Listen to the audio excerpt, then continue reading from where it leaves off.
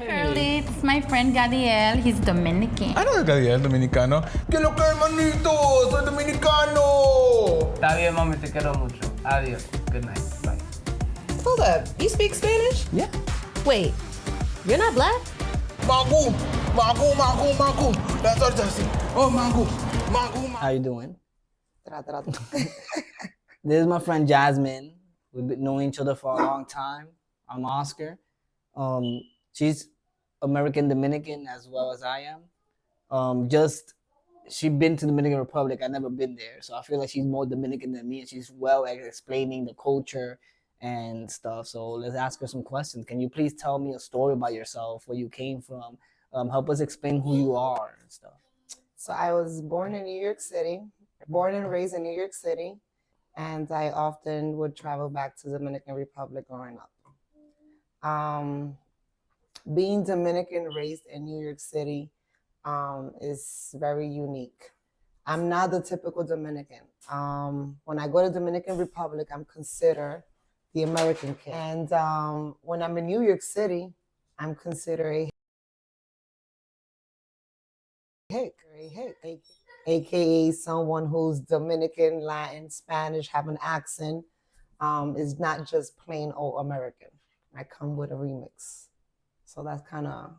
That's funny because me not coming from Dominican Republic, or even though I have family from there, I do have some Hicks in my family. But I don't I believe that, like for me, I feel like you're more lively, like Dominican culture lively, and I'm not. So, what do you think about that? Or just lit. So you lively meaning...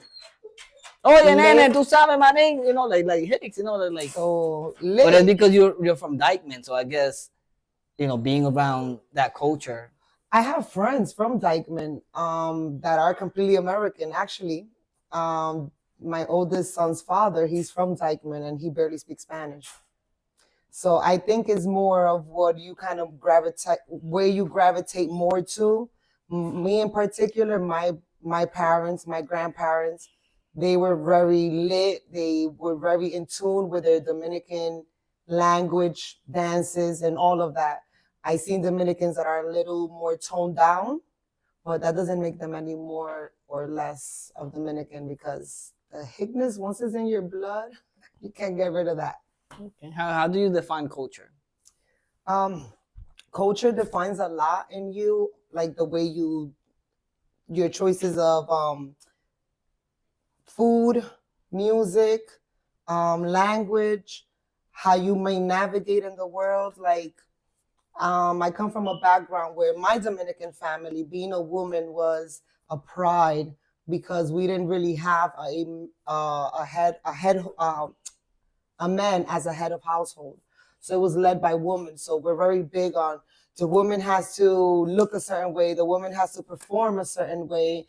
And so that's within my culture. So I feel that culture can define a lot within someone, depending where they're from. You grew up with a family that tells stories?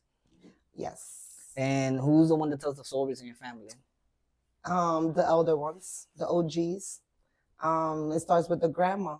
The grandma has all the stories. She has stories that we don't even know if they're real or not. There's a lot of stories. And then my mother has a lot of stories. The older ones, those are the ones we like to sit down and question and share stories with. Okay. Do you feel that your parents are successful? Like coming from the Dominican Republic here, do you feel like they adapted to America and they became successful? And to me, adapting could mean a lot of things. How did they adapt to the American the different culture? I feel that they remained true to their culture. I feel that they didn't adapt. They adapted enough to survive. Versus me, I am adaptable. I think the American culture is part of me. I can tell the difference between me and people that are born and raised in the Dominican Republic. Is a big difference, and I feel that the American culture is a mixture instilled in me, along with my Dominican culture. Versus my parents and my grandmother, they didn't have the American culture to to influence them and how they brought us up. Okay, let's talk about food because you know I'm hungry. Always. What's an important meal or something that a habit or ritual that your family did when they were eating? What was the most important meal? Just breakfast, plátano, los tres golpes, eggs, salami, and cheese. What kind of cheese? Mozzarella. It can be, if it's a Dominican cheese, but we don't have those too accessible. So the queso frito, the Queso one, blanco tropical. the tropical, that's the best one. But you know, we're Dominican, so we go Tropical, to whatever the store got. We getting it. Tropical is fire, fried, yo. I don't know.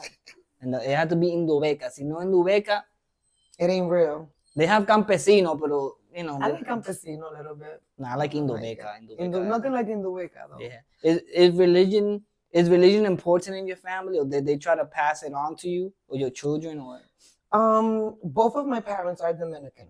My mother's side of the family are Catholic, and my father's side of the family are Christian. My mom allowed my dad. I laugh because I said allowed. Anyways, my mom allowed for.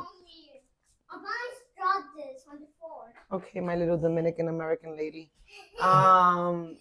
My dad was the one that instilled religion in me. But even though my mother's side of the family were Catholic, they were not really going to church every Sundays or really faithfully following the Catholic religion versus my father's side of the family was. Okay. So, yeah. And you said the most important meal of the day was what? Breakfast. Breakfast? It's not anymore to me. As an adult, I changed the way I eat and a lot of those habits. However, it is part of the culture. So if I am in DR or I am chilling with my Dominican family, you best believe I'm gonna have my frijoles. And your kids being that they were born here, do you impose any of the Dominican culture in them? Absolutely. Absolutely. We be going uptown just to go. When we're in New York City, we go uptown just to have the tres golpes, to have rice and beans, chicken. I'd rather steak, but chicken. And Some totones, from totones. Malecón. Sometimes we be going straight to the trucks, those Dominican trucks, those Spanish trucks. Yeah, at 4 in the morning. Yeah, like we Some be lit, orejita. you know. So I take them to my friend's house. We put music. Everybody starts dancing. They go to sleep on the couches.